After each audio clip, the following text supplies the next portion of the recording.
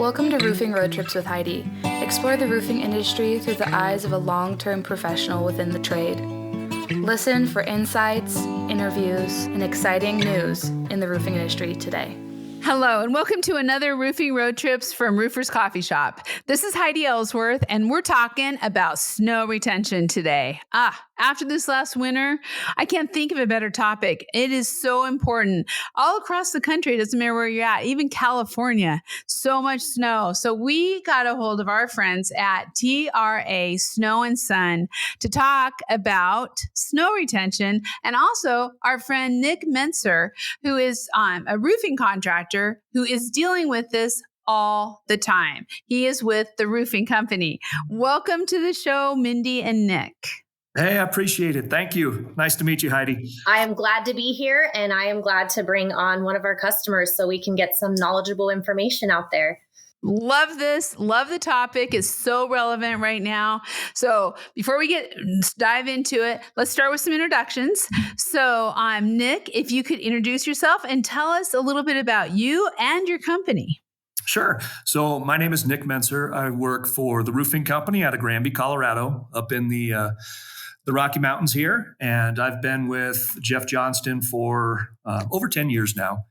And originally cut my teeth in the contracting field in Nebraska. I was an excavator and made it up this direction and haven't really looked back since. So I specialize more in the steep slope roofing, in the pitched applications rather than the low slope. And so snow retention is a part of my everyday life and something that needs to be considered on every job. You live in a beautiful part of the country.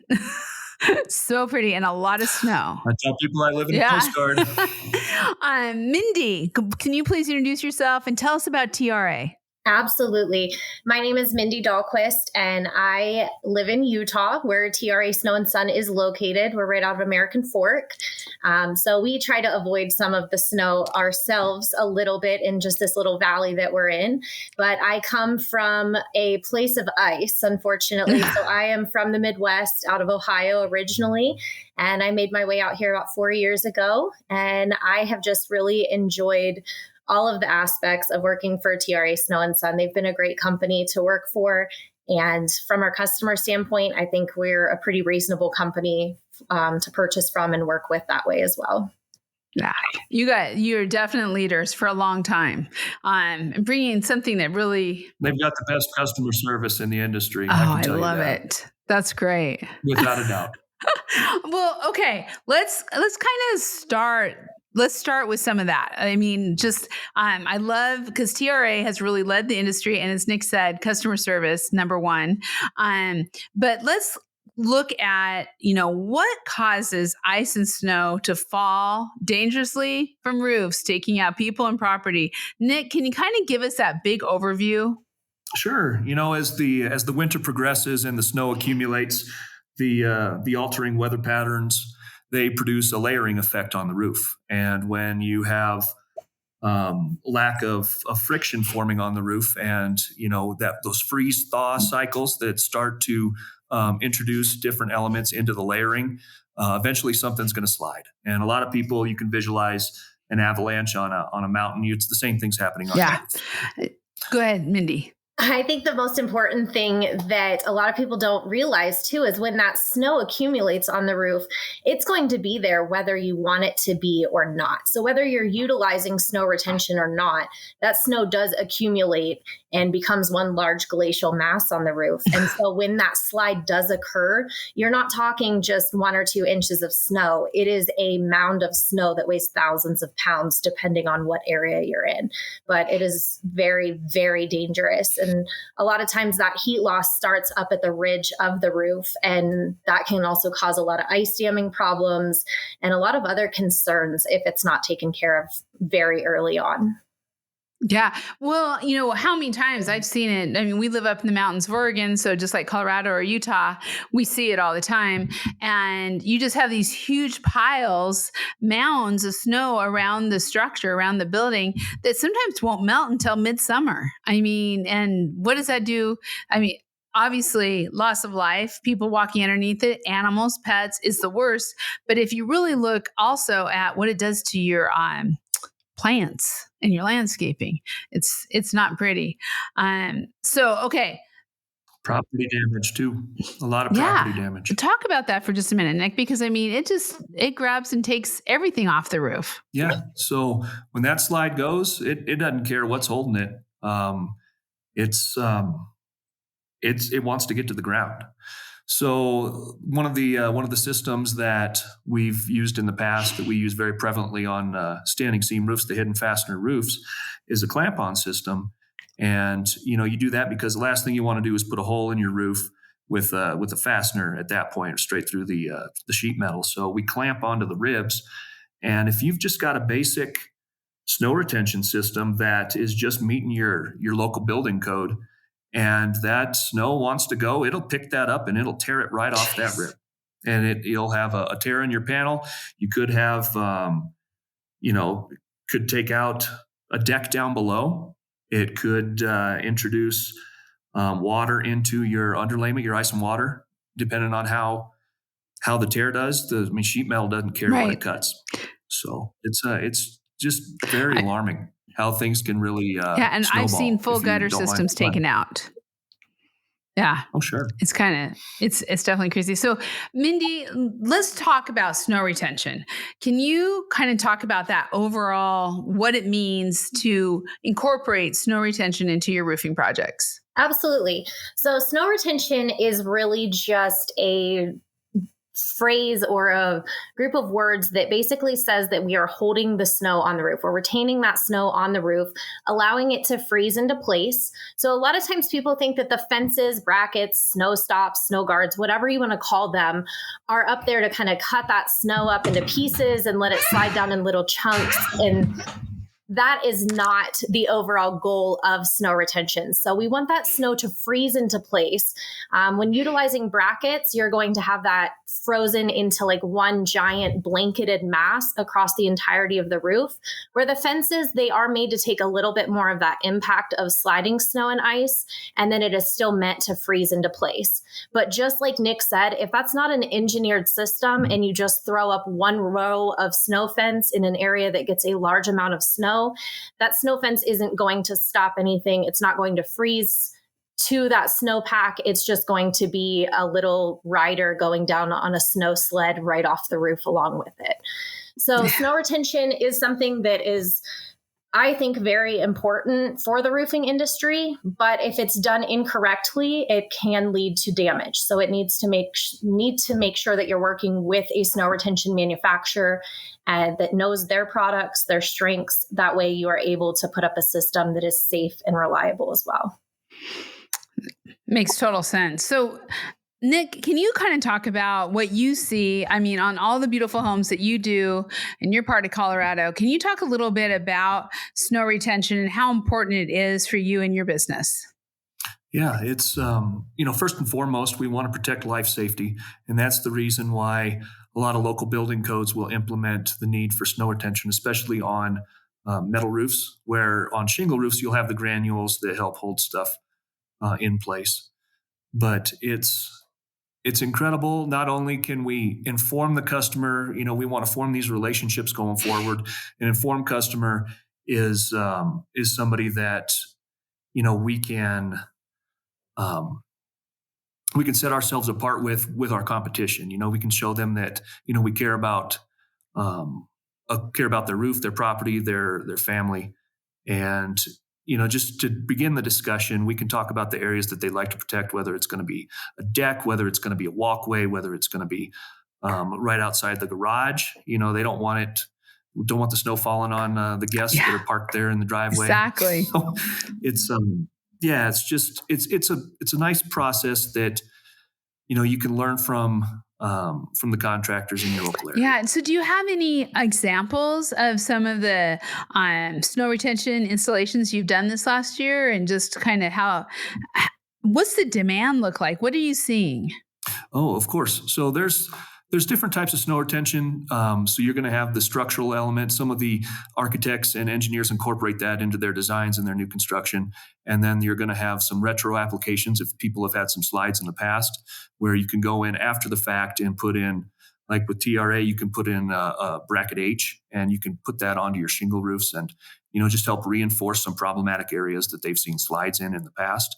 And then you'll just have your regular homeowners that have a re-roof. It doesn't involve any commercial construction, no architects. And we're just going in there and taking a look at an existing roof and redoing that.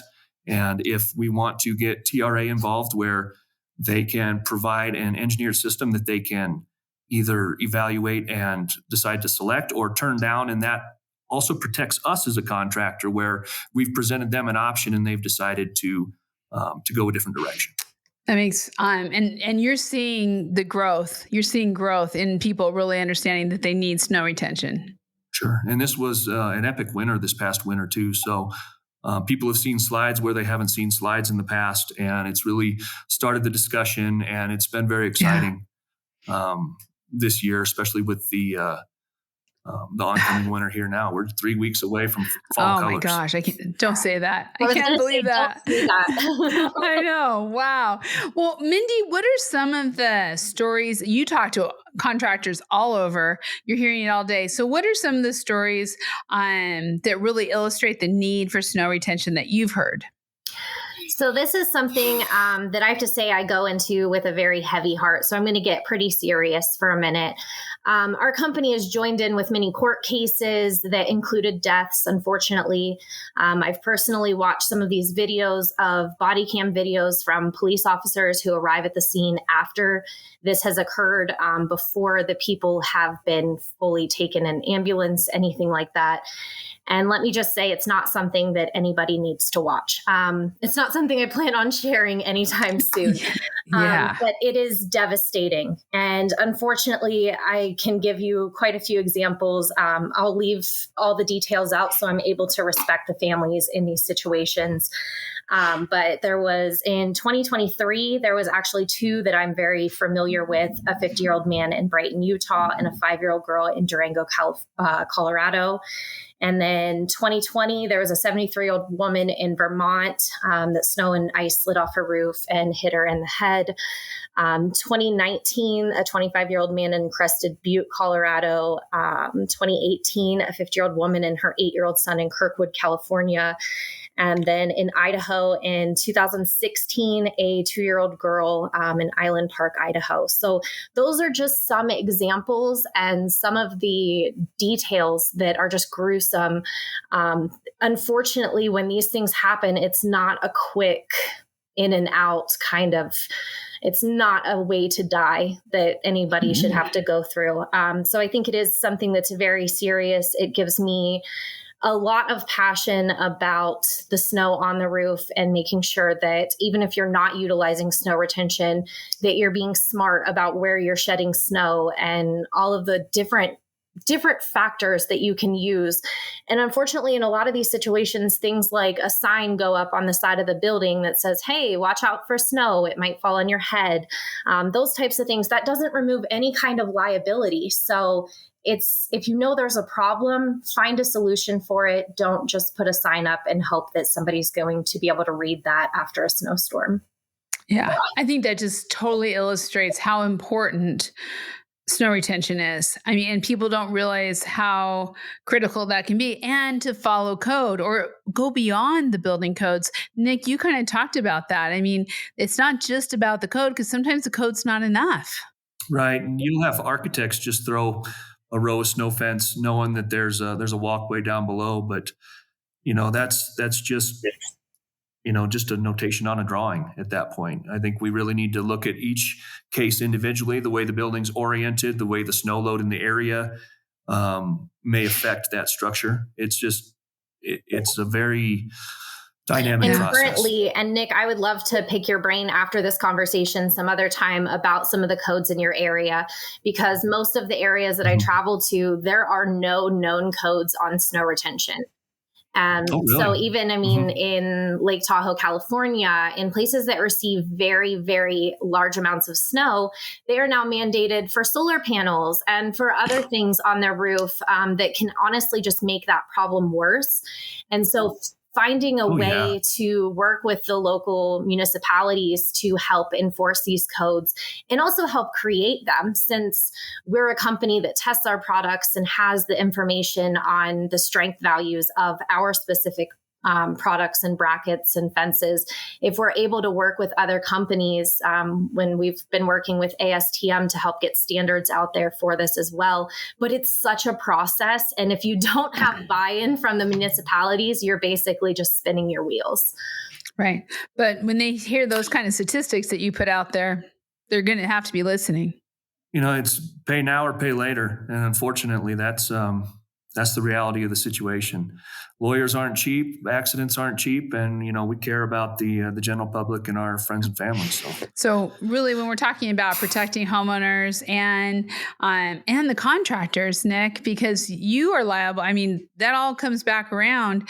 And I know you're passionate about it, but it's really important for the contractors listening out there to really be pushing, or what are some of the tips to the contractors out there who are in snow zones? Oh, I can provide plenty of tips here. And one of the things that we do as a standard on our proposals is to note that any snow retention that is on the drawings, like this is per plans, because we want to bid apples to apples with our competition. We don't want to scare anybody with big numbers. And then we'll go in and itemize a recommended system. But in our proposal, we'll say, this is not engineered. This is per architect specs, and snow maintenance is still recommended. Engineered systems are available upon request, and I like to get that engineered system. I like to have the commercial owners and the general contractors be aware that it is out there, and let them turn it down. And then we've got that piece of paper in the world that we live in. It's so valuable nowadays, where you've offered something, they turned it down, and you've done your best to inform the customer. Always doing your due diligence, and then if everyone wants to walk away from it, that's nothing more that you could have done. Yeah, that's so smart. So, Mindy, as contractors are looking at all these different snow systems, and there are different ones out there, what's your advice for how to decide which snow retention system works best? So there are, honestly, I think the biggest difference is going to be what type of application you're looking for. So the specific roofing material is probably the first question that I would go to on that. Because if you're looking at synthetic slate or shakes, if you're looking at asphalt shingles, which snow unfortunately does move on that, it's just going to be a little different. So there's always going to be a different system specific to that roofing material. And you don't just want to put up, there are plastic brackets out there. You can give more money to our friends at Amazon, but unfortunately that is not something that I recommend in the plastic world. It ends up being a landscape ornament. It just does not stay on the roof. We have great competitors out there to our product. So I don't have anything much to say there. They all have stand-up products. It's just really going to come down to what you're looking for with your snow retention manufacturer, what kind of roofing material you have, what kind of application you're looking for, and then how much information you need from them as well. As Nick mentioned, we do offer engineered systems. We stand behind those systems, and we're also pretty good at just making sure we're taking care of the customer as well, even if it's not an engineered system. How can we fix this? How can we make this better? We're always, all of my visits that I do out of state, I'm always asking, is there anything else we need to change? We're all involved in R&D and all of those changes that do occur down the road. So if there's any of our customers that ever have recommendations or issues with installation, definitely let us know, because we can't fix things that we're not aware of. And I think every other company feels the same way. Yeah, Nick, you started out talking about the TRA customer service and the products, and then you talked about the engineered systems. Talk to us a little bit about how important that is for your business. So when we do a lot of commercial application, we do a lot of the big resorts here in Colorado. Specifically, we just got done doing the new resort on top of Breckenridge.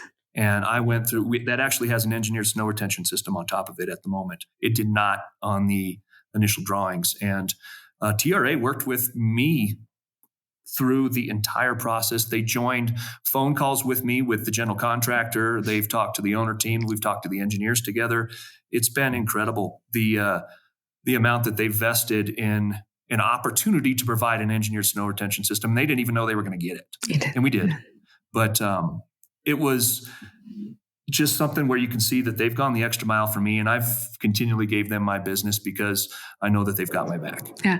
And as you're looking at these, at your roofs, going from residential to these beautiful, huge commercial properties, and when you're looking at the different types of snow retention, what are some of your recommendations for determining what type to use? Sure. Well, obviously you want to look at the product that you're going to be installing, and a lot of times there's a few different selections that you can go from there. There's different aesthetics you can take a look at. There's some really interesting artistic options. There's a lot of different finishes. There's handfuls and handfuls and handfuls of powder coating options. If you're going with steel or aluminum, you can go with a Core 10. There's copper options. Hell, they've got some snow clips that look like a bear or something like that. I've seen those. I love them. So really the options are pretty endless, and you can go through that with your customers. And we've got a nice little showroom here up in Granby too that, people can touch it, smell it, taste it. That's kind of what I say. Taste it, not recommended. But I always have loved the Starburst snow guards too. I think they're pretty. Oh, there you go. You see, I'm really partial to the Apexes. If there's not one identified in the proposal, I always go with the Apex. I like those better than the Classics. Yeah. I think they're stronger, and I think aesthetically they look better on the roof. I agree, and any of our sales team would agree with that as well. Everyone likes the Apex better, and they are definitely the strongest out there. So that's excellent. So okay. Nick, when is the best time to install snow guards? I mean, I know at the end of the job, but I mean, is there a time of year? Are you doing it year round? Kind of how does that work? Right now, right, Nick? Sure, right now. Yeah, right now.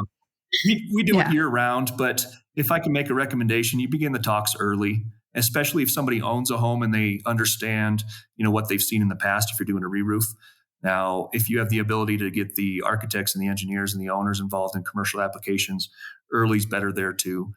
But if I can lace in the snow retention into the shingles, that's just going to be preferred because I can cover the fasteners where they're fastened in, and that benefits me. That benefits the owner. And you can always do retro applications, but if you have the opportunity, do it early. Smart. Okay. So Mindy, tell everyone out there, they want to get involved. They've listened to this. They know they need to start selling snow retention. How do they get in touch with you? How do they get started? So sales at trasnowandson.com is probably the easiest way to reach any of our sales team.